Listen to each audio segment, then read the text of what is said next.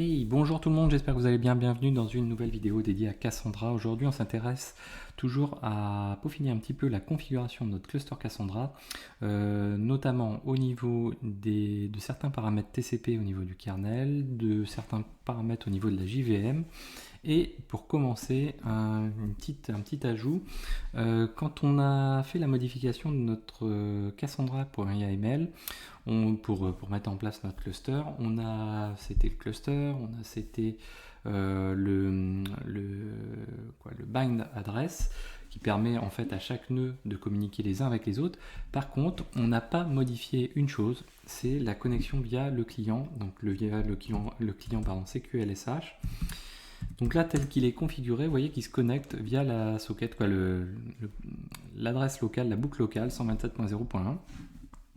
Et donc, si on veut y accéder de l'extérieur, on ne peut pas le faire. Alors, ça peut être bien, on peut rester comme ça, mais généralement, on a besoin d'y accéder via l'extérieur. Donc, pour faire ça, c'est très simple. On va récupérer notre IP et on va aller le modifier sur chacune de nos serveurs. Donc, pour ça, c'est assez simple. On va éditer. Donc, on retourne dans notre Cassandra.yml et on va aller rechercher RPC adresse. Voilà, donc on va descendre un petit peu, on doit avoir du localhost qui traîne, voilà, RPC adresse en localhost. Donc, je colle ça, systemctl restart, voilà. Ensuite, on fait pareil sur chacune des machines. Hop. Donc on aurait pu faire automatiser ça un petit peu plus, bon c'est pas très grave parce qu'il n'y a pas grand chose à faire non plus. Voilà. Donc ici on est sur on n'oublie pas de changer la .3. Donc pareil, on va redémarrer et ensuite toujours la dernière machine. Donc là maintenant j'ai 3 machines, j'ai rajouté une machine par rapport à la vidéo précédente. Ou celle d'encore avant. C'est assez simple, j'ai reproduit exactement les mêmes manips, rien de particulier sur l'ajout de cette machine. Alors, hop, localhost, voilà, toc. Et ici c'est la .4. Donc on va voir tout de suite la petite modification que ça apporte. Déjà on peut se remettre ici. Donc là sur les machines qui sont déjà redémarrées, les 2 machines, si je fais CQLSH, donc là il va tenter de se connecter en local, il va me dire qu'il peut pas, donc c'est plutôt ce qu'on recherche. Et si on se connecte CQLSH avec l'IP en question, là on arrive sur notre client directement, via notre client directement sur notre serveur, donc ça c'est parfait. Donc ça fonctionne pour les 3 serveurs, on va pas les checker, mais ça fonctionne pour les 3. Ensuite, en termes de configuration, donc du coup, on a plusieurs petites choses à faire. Première chose, on peut aller modifier le Zone Reclaim Mode si on utilise du NUMA. Alors NUMA, c'est particulier à certains OS. Lorsqu'on dispose de plusieurs CPU physiques, on a un système qui permet d'avoir une couche logique au-dessus, de manière à faire en sorte que les cartes mémoire qui sont utilisées par chaque CPU puissent être mutualisées en commun, en fait. Donc moi c'est pas mon cas, on est sur de la VM donc on va pas s'amuser à faire ça, mais voilà, je vous ai mis les éléments, vous avez aussi les liens qui vous permettent d'avoir les informations. Ensuite au niveau de la socket TCP, alors j'ai déjà fait les modifications, on a plusieurs éléments sur le readmem, le rmem max et le default.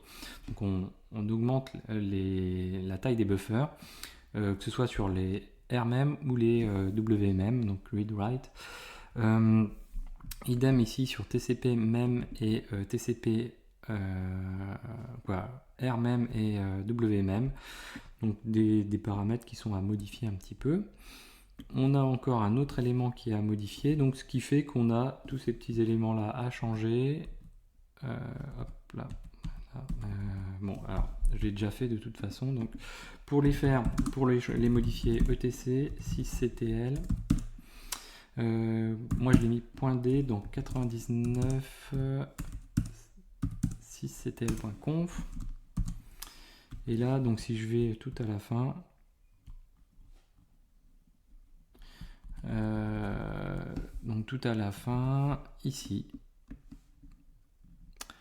donc on a nos paramètres qui ont été modifiés, donc nickel. Donc ça je l'ai fait sur chacun des serveurs, et sur chaque serveur du coup 6ctl-p, et ici voilà, tout simplement. Donc du coup ça prend en compte les nouveaux paramètres et ça les rend bien sûr permanents, donc ça c'est nickel. Donc ça je l'ai fait sur les 3 serveurs. Et enfin d'autres modifications également. Parmi ces modifications, on a donc ici checké les configurations des limites pour notre user Cassandra. Donc si on se rend ici sur le serveur Vim, ici, donc moi je crois que il y a surtout le paramètre nproc qui a été modifié. Donc ça c'est à vérifier et à modifier. Ça, on l'a déjà ajouté dans le 6ctl.conf qu'on a vu tout à l'heure, et éventuellement checker que le module PAM soit bien configuré de cette manière-ci pour SU. Swap off, donc là pour désactiver le swap, donc sur chacune des machines. Donc ça, hop, voilà. Alors là, le fait de le faire comme ceci, c'est instantané, mais c'est pas permanent. Donc pour le faire de manière permanente, il faut aller éditer. Alors moi, c'est pas le cas parce que je passe par Vagrant, mais etc fstab ici, et vous commentez la ligne qui correspond au swap, tout simplement. Donc en faisant les deux, vous avez à la fois l'instantané puis le permanent. Qu'est-ce qu'il y a d'autre encore? Donc ensuite, après, on passe aux paramètres de la JVM. Donc ça c'est valable pour tous les serveurs, donc /etc Cassandra JVM option. Et là dans la JVM, alors bien sûr dans les paramètres les plus importants, nous on est sur de la VM, donc on n'a pas beaucoup de ressources. Donc les paramètres les plus importants, parmi les plus importants, il y a le XMX et le XMS ici, qui est adapté. Donc ici vous avez le petit détail, le petit commentaire, c'est adapté entre la moitié et un quart de la RAM suivant la RAM dont vous disposez, quoi. Voilà. Et sinon, ce qui est bien, c'est de changer le garbage collector. En gros, on a le choix entre le CMS ou le J1. Le CMS comme garbage collector nécessite un peu plus de connaissances et de configuration, donc il est plutôt recommandé de passer sur du J1. Donc là, on va le faire. Hop, voilà. Donc on commande tout ce qui est, décidément, tout ce qui est CMS. Et on va décommenter la partie qui concerne G1. Hop, G1, voilà. Donc G1 ici, on va l'activer comme ceci. Ici, ça on le décommente. On décommente celle-ci. Et après, c'est du optionnel. Donc on n'a pas à le modifier. Vous voyez, c'est simplement pour les systèmes qui ont beaucoup de cœur et ceux qui ont plutôt pas mal de RAM, ce qui n'est pas mon cas. Voilà.